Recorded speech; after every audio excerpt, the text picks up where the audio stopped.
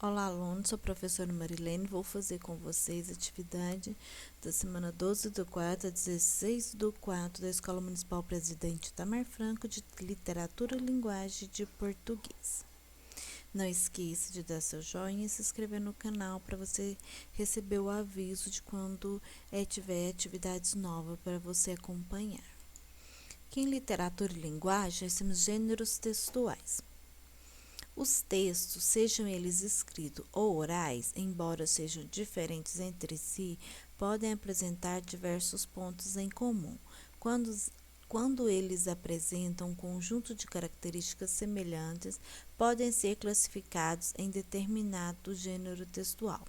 Dessa maneira, os gêneros textuais podem ser compreendidos como as diferentes formas de linguagem empregadas no texto, configurando-se como manifestações socialmente reconhecidas que procuram alcançar intenções comunicativas semelhantes, exceto funções sociais específicas. Cada gênero textual temos infinitos exemplos de gêneros textuais. Tem seu próprio estilo e pode ser diferenciado dos demais por meio de suas características. Algumas das atividades que determinam o gênero textual são o assunto, o papel dos interlocutores e a situação. Graças à sua natureza, torna-se impossível definir a quantidade de gêneros textuais existente de uma língua portuguesa. Como já foi dito, os gêneros textuais são inúmeros e por isso seria impossível estudá-los ao mesmo tempo. Confira alguns deles. Temos conto de fadas, fábula, carta pessoal, lenda, telefonema, poema, narrativa, ficção científica, romance, e-mail, manual de instruções, lista de compras, edital, conto, piada, relato, relato de viagem, diário, autobiografia, currículo, notícia. Nesse ano de 2021 estudaremos alguns desses gêneros mencionados e antes de vermos mais detalhadamente alguns exemplos de gêneros textuais, é necessário abordar alguns conceitos a fim de evitar possíveis confusões. Vejamos a seguir. Temos o gênero literário. Os gêneros textuais abrangem todos os tipos de texto, ao contrário dos gêneros literários, que, como o próprio nome já indica, aborda apenas os literários. O gênero literário é classificado de acordo com sua forma. Podem ser do gênero dramático, lírico, épico, narrativo e etc. Esses gêneros literários entram muitos contos de fadas, esses tipos de textos, tá? E o que temos também é o tipo textual. É uma forma como um texto se apresenta. Pode ser classificado como narrativo, argumentativo, dissertativo, descritivo, informativo ou injuntivo. E aqui nós temos, um texto aqui que nós vamos ler agora e vamos analisar ele. O coronavírus é uma família de vírus que causam infecções respiratórias. O novo agente do coronavírus foi descoberto em 31 de 12 de 2019, após casos registrados na China. Provoca a doença chamada de Covid-19. Os primeiros coronavírus humanos foram isolados pela primeira vez em 1937. No entanto, foi em 1965 que o vírus foi descrito como coronavírus, em decorrência do perfil da microscópia, parecendo uma coroa. A maioria das pessoas se infecta com coronavírus comum ao longo da vida, sendo as crianças pequenas mais propensas a se infectarem com o tipo mais comum do vírus. O coronavírus mais comum que infecta humanos são o da alfa-coronavírus e o da beta-coronavírus. Então, aqui está explicando por que ele tem esse nome de coronavírus, tá? Porque o vírus é semelhante, ele parece com uma coroa, tá? O que você precisa saber e fazer? Como prevenir o contágio? Lave as mãos com água e sabão ou use álcool em gel. Cubra o nariz e a boca ao respirar ou tossir. Evite aglomerações se estiver doente. Não compartilhe objetos pessoais. Mantenha o ambiente ventilado. Tá? Aqui nós temos um folderzinho que tem os sintomas: febre, tosse, falta de ar, dificuldade para respirar. Então, aqui esse é um texto, que está nos informando sobre o que é o coronavírus e como se prevenir dele. Aqui nós temos uma fonte. O que é fonte? De onde foi tirado o texto, tá vendo? Ele está disponível, né, nesse site, o www.saude.gov.br. Então, esse aqui é o site. Se você quiser entrar e ler sobre esse assunto, é só você copiar isso aqui e clicar lá no Google que vai abrir a reportagem para você. Não, fala assim, que gênero textual é esse? Marque um X na alternativa correta. Você vai marcar se é uma carta, se ele é informativo, se ele é um slogan ou se ele é uma receita, que faltou um parênteses aqui, ó, tá? Mas se você achar que é um slogan, você pode circular aqui. Então, ele é um texto que ele nos dá uma informação sobre o vírus, não é? O que é o coronavírus? Então, nós vamos vir cá e vamos marcar texto informativo, porque está trazendo uma informação sobre um vírus, tá? Então, a resposta é informativo. Onde esse texto pode ser encontrado? Aqui, ó, tá entre parênteses fonte, que é de onde foi tirada. É exatamente essa aqui que você vai escrever. Não precisa você escrever todos, pode pôr aqui, ó, www.saude.gov.br/coronavírus. Você vai vir e vai escrever ele aqui. Então, tá aqui o site que foi tirado. O que ele informa? De que ele informa? De que ele tá falando? Ele tá informando sobre um vírus, não é? Então, ele informa sobre o coronavírus. Então, nós vamos escrever aqui. Ele, ó, traz uma informação sobre o coronavírus.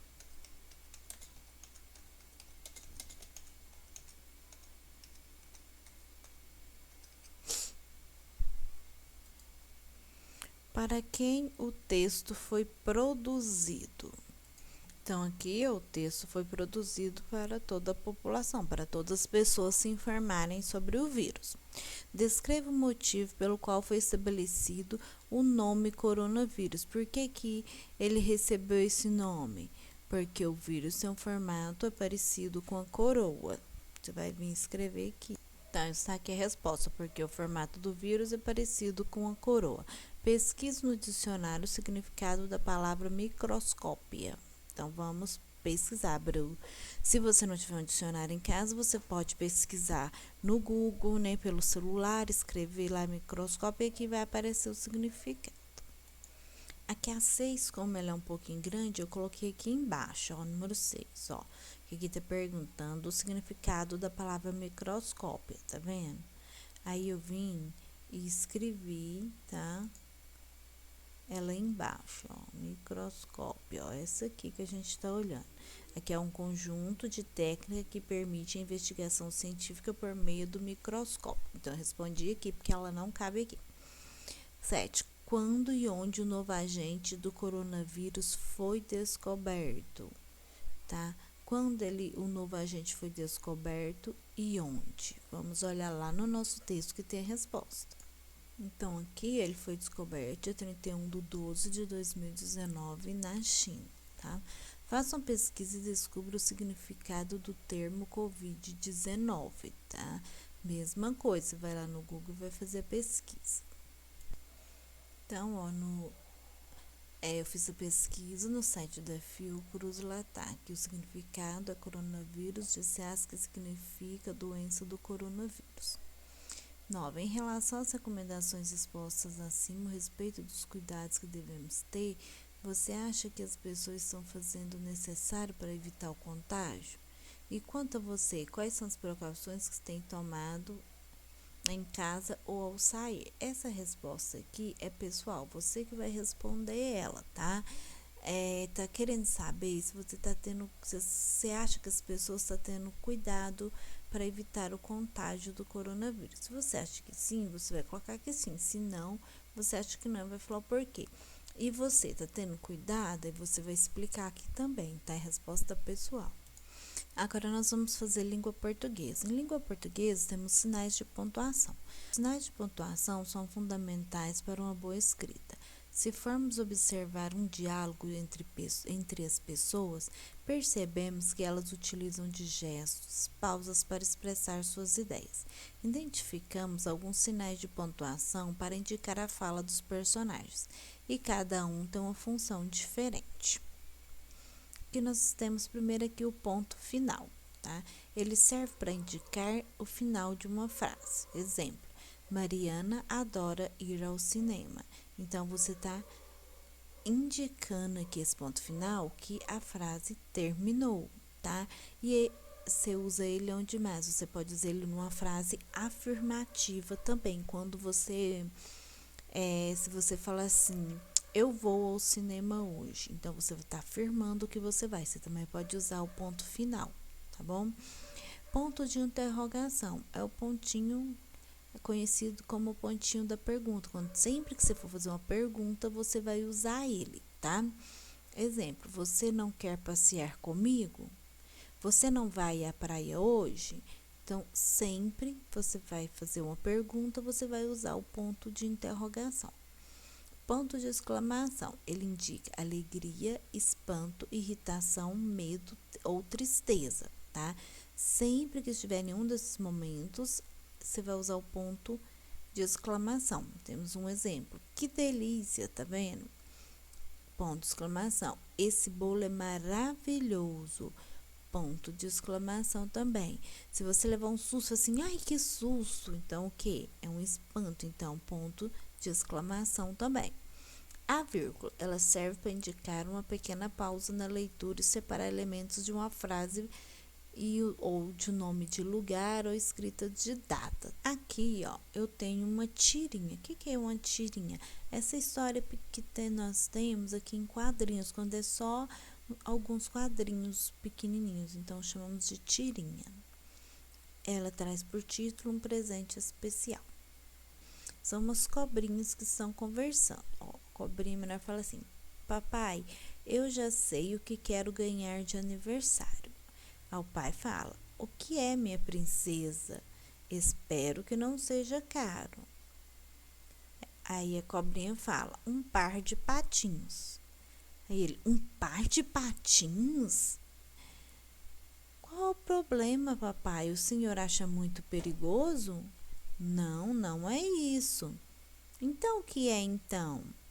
É que você não tem 2 pés para usar patinhos. Que tal um lacinho de cabelo? Aí ela, ó, tem os pontinhos. Quando tem esses pontinhos, que ela tá pensando: droga, é tudo uma questão de preço. Aposto que o pai da centopeia fala a mesma coisa. Então, o que ela tá querendo dizer? Que o pai arrumou uma desculpa, que ela não tem 2 pés, por isso que ela não pode ter um patinho, né? E que ela falou que o pai da centopeia pode falar a mesma coisa. Por quê? Porque a centopeia tem vários parzinhos de pés, não é? Então, ele pode arrumar essa mesma desculpa, falar que ela não tem só 2 pés para usar, né, o patins. E aqui no texto tem mais uma coisa, você pode ver que foi usado vários pontos, sinais de pontuações aqui, ó. Aqui ela falou que já sabe o que ela quer ganhar de aniversário, foi usado um ponto de exclamação, tá vendo?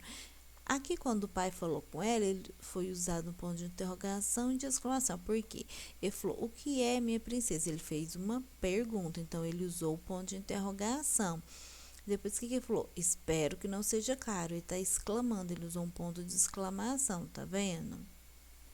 E aqui ela falou assim: um par de patins. Aqui ela usou um ponto de exclamação e um de interrogação, porque ela estava meio assim na dúvida se o pai, né, ia dar o presente que ela pediu. Tá vendo? O pai fez uma pergunta, outro ponto de interrogação. Então, sempre que tem uma pergunta, ó, tem um ponto de interrogação. Aqui nas questões está assim: na frase o que é, minha princesa, a expressão destacada significa uma maneira formal de tratar, uma forma de carinho, um deboche ou um jeito estranho de tratar. O que você acha? Que quando o pai falou que é minha princesa, o que ele estava querendo dizer? Que é uma forma carinhosa que ele fala com a cobrinha? Ou ele estava debochando dela? O que você acha que é? Por que ele usou essa expressão? é uma forma de carinho na qual o pai da cobrinha usa para conversar com ela.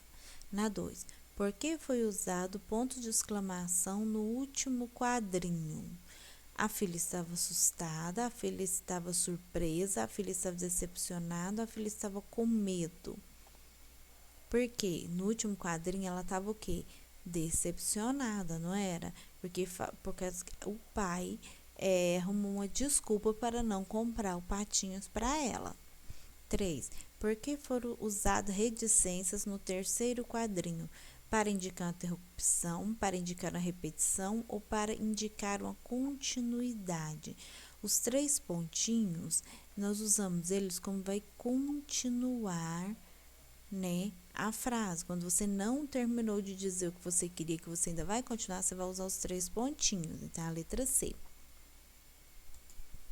Na 4, no segundo quadrinho, foram usados ponto de interrogação e exclamação juntos para indicar uma pergunta e uma surpresa, indicar 2 perguntas, indicar uma pergunta e um medo.